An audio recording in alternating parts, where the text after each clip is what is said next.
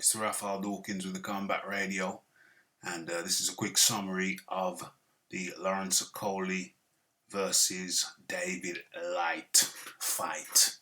Okay, the fight took place at Manchester Arena, just finished just now. It was for the WBO Cruiserweight World Title, which Lawrence Okolie is the holder. David Light holds some lesser WBO title, what is it, Oceania or something of that nature title. 20 fights David Light has had, undefeated. 20 fights undefeated. He's a good fighter, better than advertised, tough cookie, and he kept on coming at Lawrence Okolie, who has been being out of the ring for a year. Recently changed promoter, left the zone, had some uncomplimentary things to say about Eddie Hearn, or Eddie Hearn's promotional style, management style, call it what you will. So we'll get into that in another video. But sticking to this, David Light from New Zealand, better than advertised, tougher than advertised.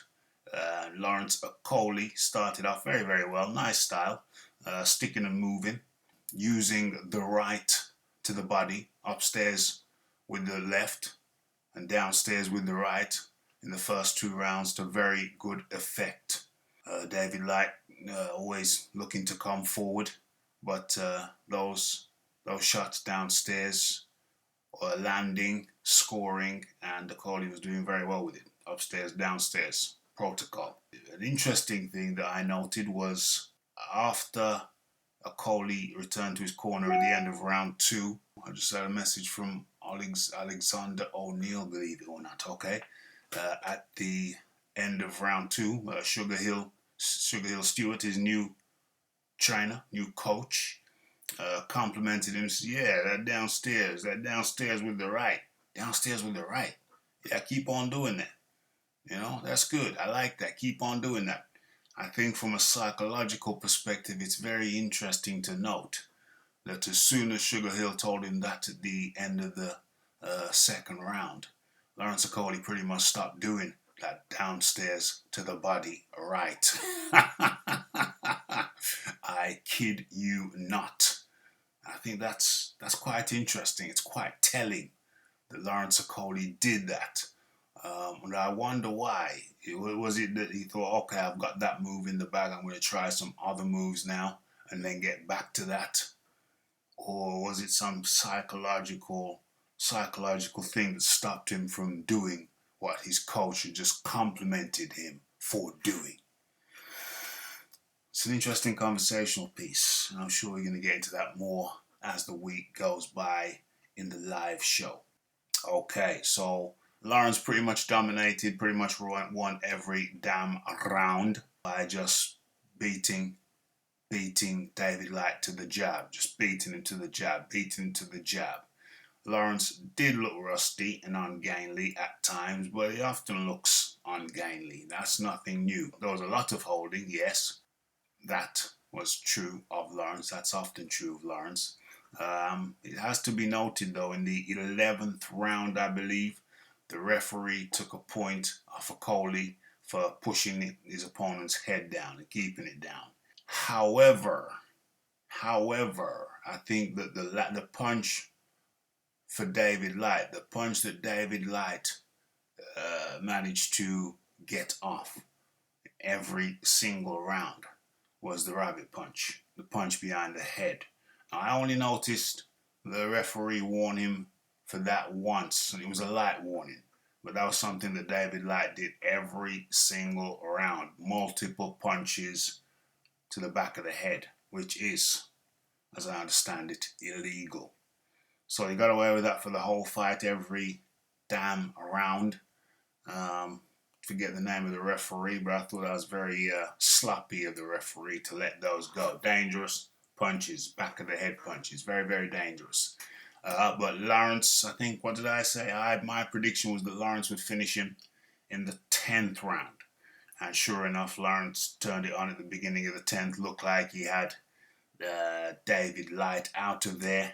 1-2 combinations, left, right, to the head.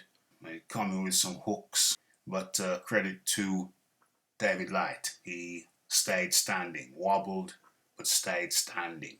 And Lawrence thought to himself, well, hold on. After about 20-second barrage, 30-second barrage, thought, hold on.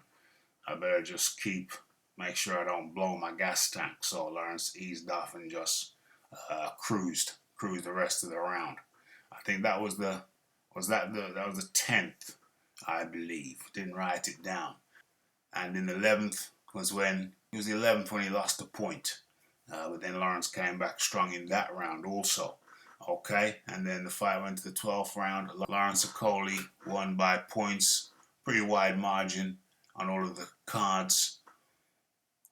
Did I see any improvement in Okolie? Yes. I did like the way that he was up on his toes. I did like the way that he was snapping that jab out. Got some rights in downstairs earlier on. Should have stayed with that tactic. But overall, yes. I've heard it said it was a horrible fight. It wasn't that horrible. It was quite interesting to me, actually. A wide margin win against a very tough opponent. It ain't bad after being a year out of the game with a new coach. Not too bad. Work to be done. There is work to be done. Out of the two, who looks the sharper at the moment? Well, I'd have to say out of Okolie and Riakporhe, I'd probably go with Riakporhe. Riakporhe's been active, looks the sharper. He could be the next opponent. That would be a very, very interesting matchup to me. That would be a 50-50 fight. 50-50 or no fight. Haha. Okay, that is my summary. Have your say. It's the Raphael Dawkins, it's the Combat Radio, it's the Lawrence Okolie beats David Light of New Zealand via points at the Manchester Arena. Have your say. It's Raphael Dawkins, Combat Radio, and I'm out.